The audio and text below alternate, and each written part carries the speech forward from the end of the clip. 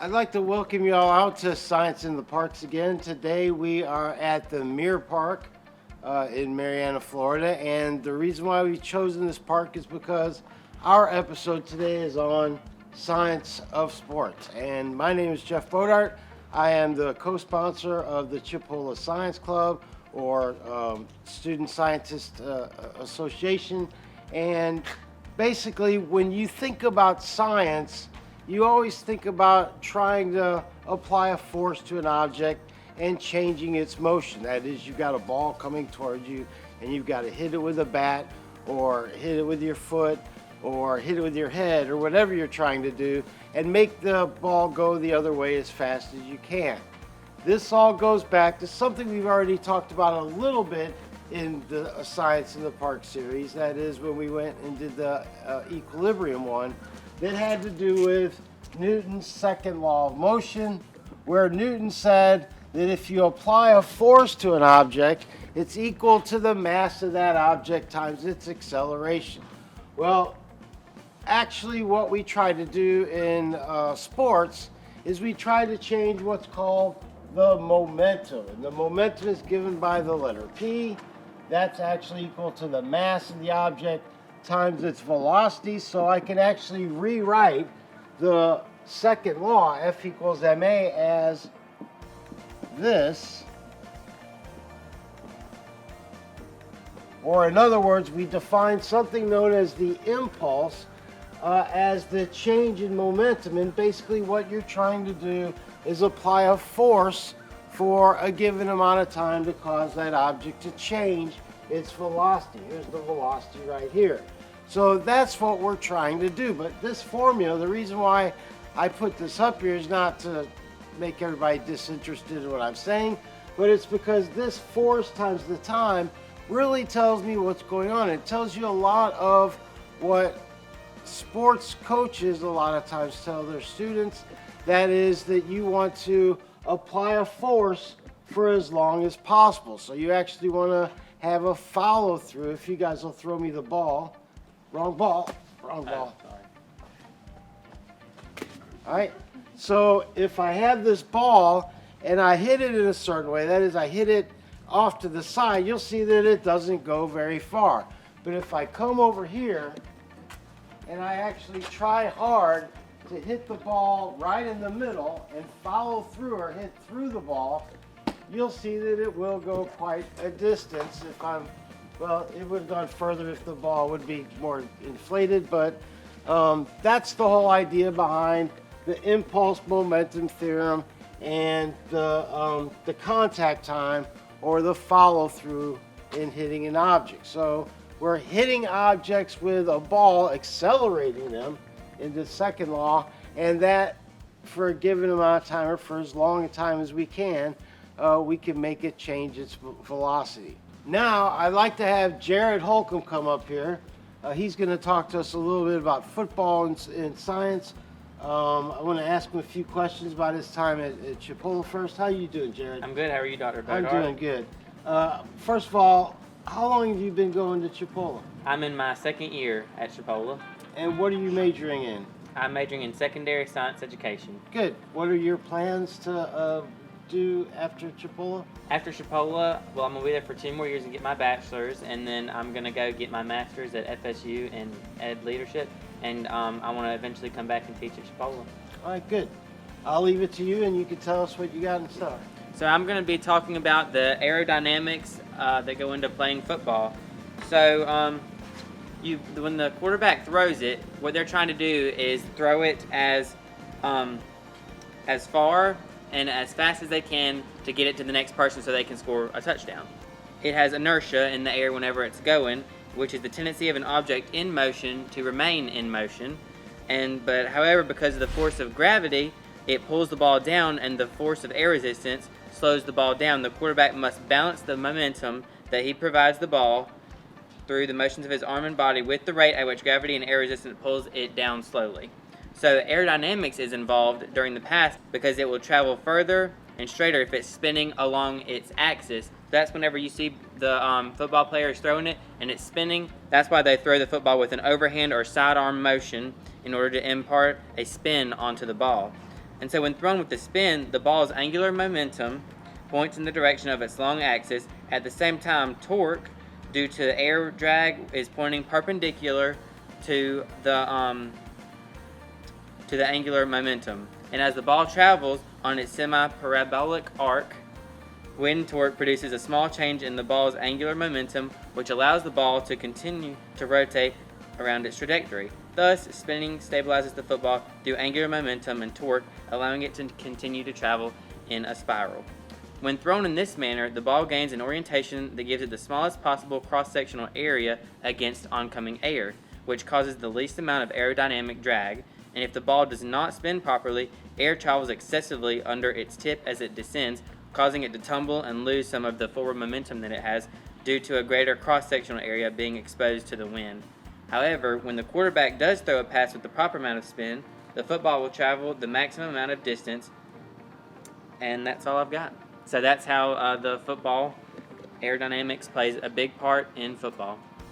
Hey Caroline, how are you doing today? Good, how are you? I'm good. So tell us, how long have you been at Chipola? I've been dual enrolled since junior year, and I'm now a sophomore at Chipola, so 3 years. That's awesome. Tell us, what's your major at Chipola? Electrical engineering. That's good. And what are some of the things you like and enjoy at Chipola? I like the class size. They're pretty small, so you get more instruction from your teachers, and you can talk to them to help you do better in the class. And hopefully getting my AA will help me get into the engineering program. Well, that's awesome. Well, I'm going to leave it with you, and you can talk about stretching. Thanks. Okay, today I'm talking about stretching and why it's important in sports. So first off, we have that it improves flexibility and range of motion. Now, there's been a lot of studies done. We're not exactly sure why, but it makes sense when you think about it, because when you're in a sport and you're playing, you're moving your muscles. So stretching kind of prepares you for that muscle movement. Also, let me get my notes up real quick. It has to do with the nervous system. So when you're stretching, you're kind of like stretching your muscles, and like you have nerves running through your arms. And so it's activating that nervous system, preparing you for like some intense workouts. Also your cardiovascular system, it gets your heart pumping and your blood moving. So you want to be warm when you work out, and we'll get to that later, why. It also signals pain. If you're stretching and it hurts really bad, that means you probably tore something in a muscle when you were playing a game earlier. Like the night before, and you're really sore when you wake up. It also can prevent that injury. If you're stretching and you're warm before you do your exercises, your muscles have already been moving a lot, so it's like you don't want them cold, because if you stretch, it's like trying to stretch frozen plastic. Like it doesn't really work. So warming up is very important, like I was talking about. What you want to do are dynamic stretches to get your blood flowing. So some examples of dynamic stretches are going to be side swings, and you just do these until your muscles feel kind of warm. And you want to do both legs, just side swings. If you're holding on to something, you can do like a full range of motion. Also, any sort of lunge, it can be walking lunges, it can be side lunges like this. Additionally, arm circles, you want to make sure your arms are nice and warm. When you're stretching, target the muscles that you're about to use in your exercise. Another good one for tight hips are hip openers. You're just going to move your legs out and do that until you feel comfortable. And good one for core, because core is very important. You use it for pretty much any sport, is you're just going to kind of lean back and twist like this. So those are all good dynamic stretches, and you do that before you work out. After you work out, you want to do static stretches where you're not moving, so then it slows your heart rate. So basically some of these are going to be just pull your arm across your chest. In static stretches, you hold longer than dynamic because you're not moving. So you're going to do that. Again, you want to target the muscle groups that you're going to be working out that day. So you can also come behind your back and just like do some stretches. So for your legs, you can also have it behind your back, and this is good for balance too. Do both legs. And those are going to be your static stretches, cooling down after a workout. The next thing is stretching actually enhances muscle growth and decreases soreness. And so when you're working out your muscles, what you're actually doing is tearing those muscles, putting tiny holes in them, and you're building up lactic acid. And lactic acid is basically what's burning carbohydrates to produce energy to do the workout. So those two things together, it's gonna make you sore. But with stretching, you're gonna get your blood flowing, and that blood carries oxygen to your muscles, which is gonna feed those muscles nutrients so they'll hurt less and they'll be able to heal and grow bigger. The next thing is it gets molecules moving. Like I was saying, blood oxygen levels is all in stretching. You want that blood flowing, that oxygen moving. Another thing is growth hormones. Stretching produces a certain amount of hormones that it's actually going to increase that muscle growth as well. And the last thing is it improves your mindset. So along with hormones, stretching releases neurotransmitters such as the feel-good ones like dopamine, serotonin, endorphins. So it puts you in the right mindset. You're feeling good, you want to work out, and you want to work hard. That's the nice thing about yoga and Pilates. It's kind of like stretching turned into a workout. So you get the good mental health that you need, and you get a good physical exercise. So remember, like stress and tension, we kind of think of those as a mental thing, but your mental health really affects your physical health, because if you're stressed all the time, your muscles are always going to be tight, and when you work out, you don't want them to be like kind of frozen like plastic. You want to be loose and flexible, so that's why you should really invest in stretching. This is Kat. So Kat, how's class going? It's been pretty good. We just had our first live practical and test. Nice. In APP. So good luck. Thank you. All right, today for y'all, I'm going to talk about the chemistry of sports drinks and how important it is to stay hydrated and why you need a sports drinks. Most people think you need a sports drink just because it tastes good, and that's not really the case. In some sports drinks, like energy drinks have creatine in them, so right before you go work out, it's really good to have that. It gives you that energy boost you need. But sports drinks like Gatorade, Powerade, Propel, Liquid IV, all of that, it's usually best to have during a workout or after a workout, because the electrolytes in there, they only replenish all that sweat, and they replenish the minerals you lost when you were sweating. Sweating's great and all that because you need to cool down, but sweating loses minerals, and electrolytes will fix that for you. It'll replenish that. It helps electrolytes themselves balance fluids. And what also helps in a sports drinks is vitamins such as A, B, C, and E. A, C, and E are antioxidants. So basically they help fight free radical damages that target your DNA, your lipids, your proteins. And if you don't have them, then you could lead up to diseases such as rhabdo or cancer and other things. Another antioxidant is green tea. That one's really good.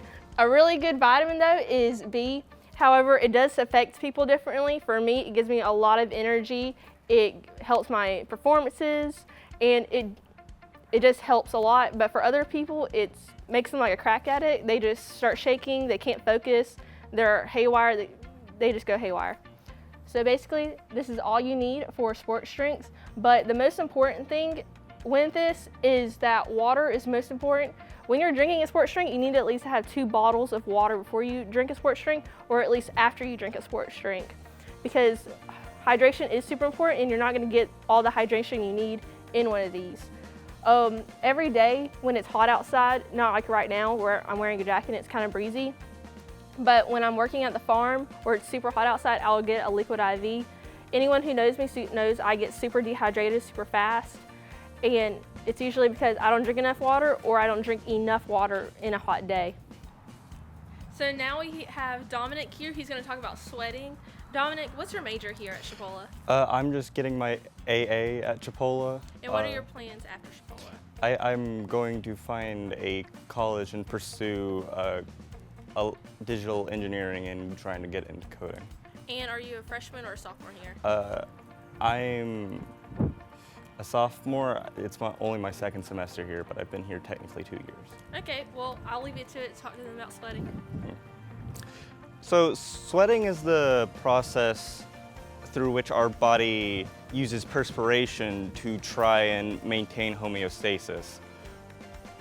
It does this by evaporative cooling, which as sweat evaporates from the skin, it causes the surface blood to cool, which then is recirculated deeper into the body and lowers our core temperature. These thermometers, as example, this one shows the current temperature, but if we go to the thermometer we're using to display evaporative cooling, this thermometer's so-called sweat is actually methanol. And as you can see, the temperature of this thermometer is much lower, about 10 degrees Celsius, as it's been submerged in methanol and is currently being cooled by evaporative cooling. Our body does this when our skin receptors detect heat, and our brain will start the process of thermoregulation as sweat will emit from our eccrine glands and cool down our body. And our brain, specifically the hypothalamus, will continue monitoring this and regulating this to maintain a consistent core temperature. Sweating is just one of the many ways our bodies maintain homeostasis. Going back to what Kat said about mineral loss with her talk about sports drinks, sweating is actually mostly water. The amount of minerals contained in sweat is about only 1% of the solution. But when you're exercising or in high temperatures, you can be losing anywhere to about 100 milliliters to 8 liters of sweat per hour. So the 1% of minerals in sweat adds up really quickly. So this concludes our presentation of Science in the Parks here at the Mirror Park. I hope you enjoyed hearing about science in sports. Next month we are going to take off from Science in the Parks because the student scientists are going to present projects at what we call Science Day at Chipola, where we invite a lot of the high school students out to come in and take part in scientific activities and talk to scientific professionals. Till then, go out and watch some sports. It's the time for that nowadays, and play ball.